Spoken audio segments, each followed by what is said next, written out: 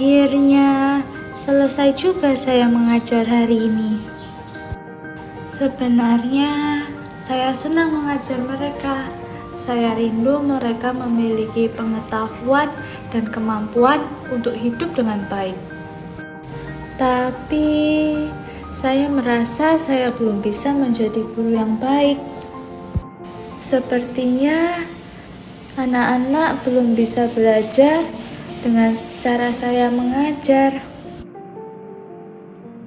Cobalah saya cari tahu di internet bagaimana anak-anak itu belajar dan bagaimana guru dapat menolong murid untuk belajar.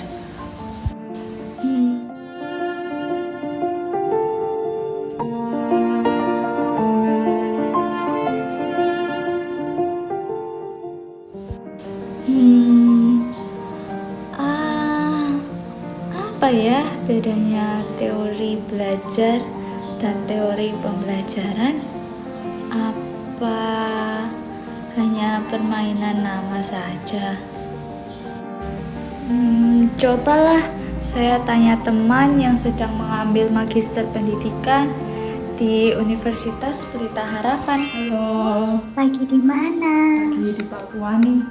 Ya bersyukur karena Tuhan kasih kesempatan bisa kuliah lagi.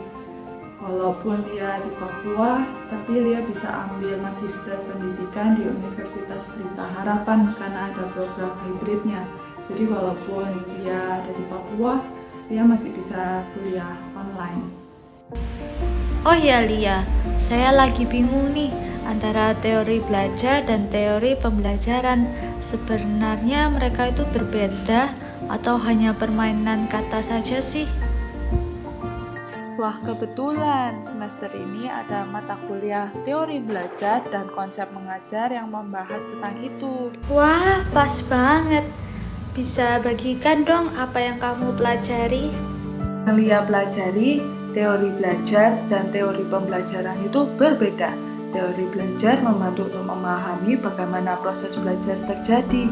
Sedangkan teori pembelajaran memberikan arahan tentang metode dan lingkungan pembelajaran. Atau dengan kata lain, teori pembelajaran menolong untuk mengajar dengan optimal.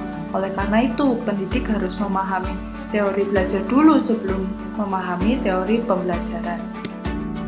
Contohnya di semester ini, Lia sudah belajar tentang teori belajar, behaviorism, dan Gestalt.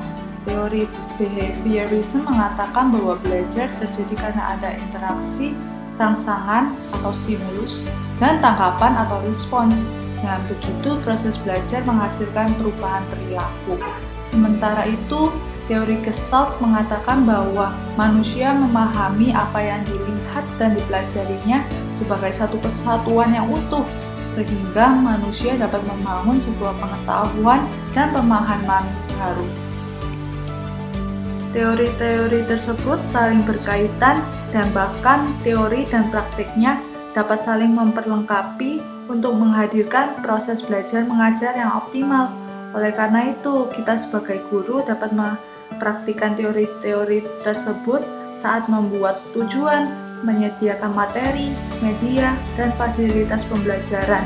Dengan begitu, proses belajar mengajar dapat mentransformasi hidup murid-murid kita. Wah, ternyata kuliah S1 saja tidak cukup. Masih banyak hal yang tidak saya mengerti dan harus saya pelajari. Tapi saya belum memiliki ilmu yang cukup. Pengetahuan saya juga terbatas.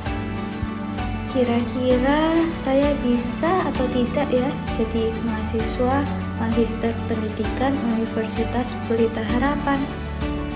Nah itu, karena pengetahuan kita belum banyak, makanya kita harus terus belajar.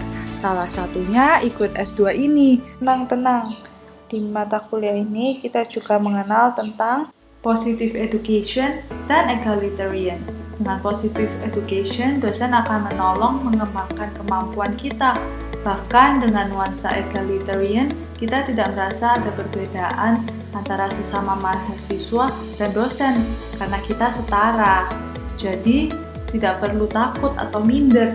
Lagi pula, sebelum belajar teori-teori tadi, kita juga akan belajar tentang heutagogi, yaitu self-determined learning.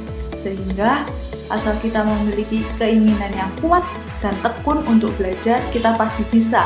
Setelah belajar, kita didorong untuk berpikir kritis dan berkreasi melalui mengemukakan pendapat dan bereksperimen berdasarkan referensi yang dapat dipercaya. Kalau begitu, saya mau daftar kuliah S2A di Magister Pendidikan Universitas Pelita Harapan. Saya mau menjadi guru yang berdampak untuk murid-murid, sekolah, dan Indonesia. Ayo teman-teman, kita tetap semangat.